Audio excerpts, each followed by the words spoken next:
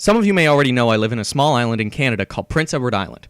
Most maps don't even bother with us, but PEI is beautiful. We have some really great people here. Creativity is flowing through the streets. Between the artists who make amazing paintings to the musicians who are incredibly talented with their instruments. And I don't say that because my fiance makes amazing art and I, in my opinion, make music worthy of a download.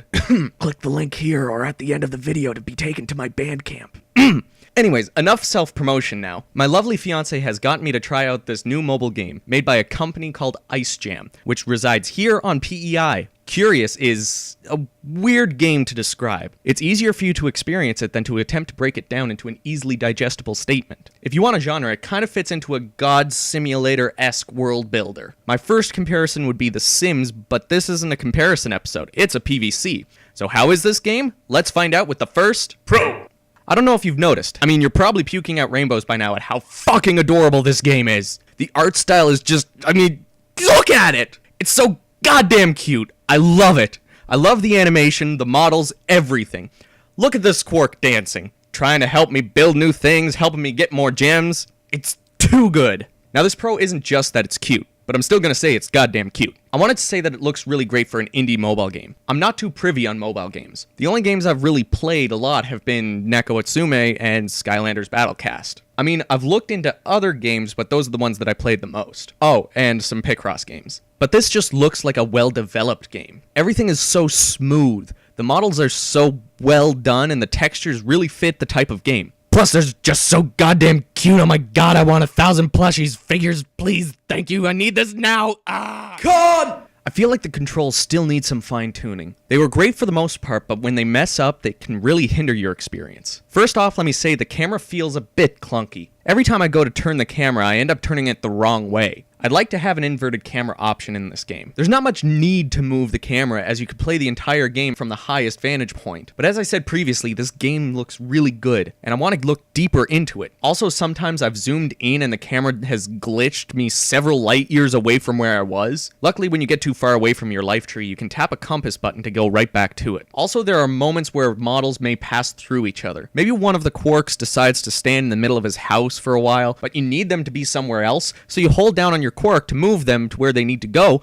but instead the game selects the house. This happened to me several times during the tutorial, and I nearly gave up on it, but my persistence paid off eventually, and I got my Quark to go adventuring for gems to buy more stuff. Pro! This probably should have been the first pro, but I had to talk about how cute this game's art style is. And now that I've gotten that out of my system, I wanted to talk about the actual game itself. The game system is based on the weather in your area, and it actually works really well. Is it daytime in your world? Well, it's daytime in Qurius. Is it nighttime in the real world? Well, it's nighttime in Qurius. Is it snowing? Of course it is. I live in Canada where it's eternally winter all the time, guaranteed. How this connects to your game is your gems, which are used to buy different kinds of decorations, structures, or quirks for your world. You need these different gems to help you build your world, as each gem is based on different weather patterns. There's sun gems, moon gems, cloud gems, rain gems, etc. You use these gems to buy coinciding structures. You want to build a cloud quirk? Well, they're called ups, and they cost cloud gems. Want to build a totem that will increase their luck when you send them into the overgrowth? That's going to cost cloud gems as well. I really like this because it creates a specific sense of progression that I've never felt in a mobile game. Since each structure, quirk, etc. is built based on the specific gems, you start to want to go for those specific ones. You might spend real money on qubits, which can be used to buy flowers that produce the gems that you're looking for. Also, you can't build multiple structures at the same time. You have a shaman who helps you build them. When he's busy building, you can't build something else. It's pretty cool in my opinion. God! Now, with that last statement in mind, also know that everything takes time. You use qubits to buy flowers to get those gems. Gonna take an hour before you can get them. Sending a quark into the overgrowth to search for gems? Gonna take some time too. You can help them by touching the sparkling balls of light that will move them to a new search location, but it's quite tedious to do. You can also use qubits to speed these things along. You're not completely left to twiddle your thumbs, and if you don't want to spend that much, you can wait a little bit to use less qubits to fully complete whatever you need. The only thing about this is qubits are hard to come by because they are the thing that you buy with real money. I know that most mobile games are meant to be played in short bursts, but when you're reviewing a game, you play it a lot. And when you play a lot of a game and most of that is waiting, it doesn't feel like there's much return on investment. I've also had to resort to playing other games while waiting for things to happen, mostly Dynasty Warriors. Pro! And here's where I connect to a previous point yet again.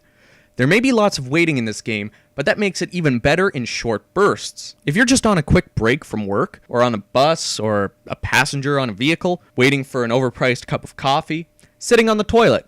Yeah, I know where you play your mobile games. No matter where you are, this is a great game to pull out and play. I've been doing this a lot when I have the chance. When you know you're going to be a while before you can play again, you can send your quirks to rest to gain Stardust. I usually do this when I go to work or if I'm sleeping myself. This gives the game a lasting impression because when you've freed up some time, you think, hey, I should check on my flowers and send my quirks to go searching for a bit. You really want to keep opening up this game to see what you have waiting for you. God!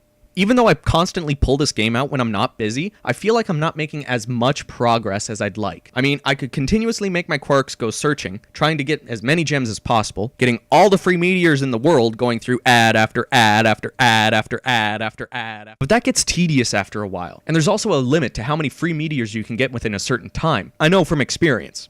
Much experience. If you sit down to play this game for more than 15 to 30 minutes, be prepared to feel like you were just as far as you were 15 to 30 minutes ago. I feel more progress by leaving the game and coming back 15 to 30 minutes later. This all comes back to the last con that everything takes time. Due to that, you have to go days before you can feel like you've moved to the next stage of the game. Building another beacon to get another type of quark, getting a new type of quark, getting the memories and completing the missions and quests that are set for you. I know I mentioned this game has a specific kind of progression, and that is more that you can only progress what's given to you. As I said, I live in Canada and it's snowing a lot up here. I mean, it's winter, but I wish there was a little bit more variety in the gems that I can find so I can build other kinds of beacons. It might be that I was also recording this footage through another app, but I feel like it killed my battery really quickly.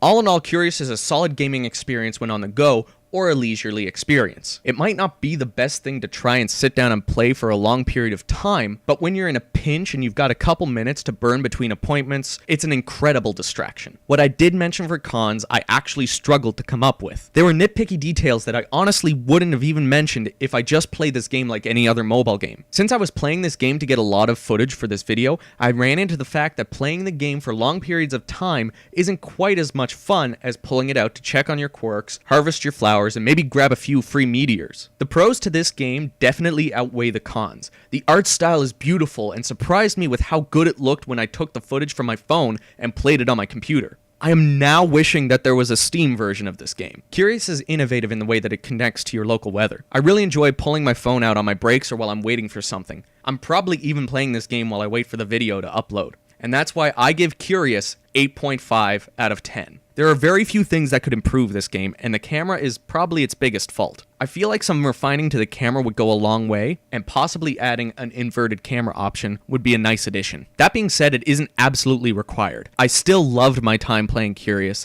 and the development team is still updating based on user feedback. They constantly have their ears open and take every constructive criticism back to the drawing board to discuss and build upon. Something most companies don't bother with. It's usually, hey, there's no bugs, so it's good, right? Ice Jam is constantly updating and making the game that much better. On top of all of that, they have events in the game that keep you hooked. The quests are also a really great way to give you direction in a game that doesn't really need direction. The game didn't need all of these little things, but you can tell that Qurius was made with a lot of passion and effort, and it paid off. I highly recommend that you check out Qurius, and I'll see you next month.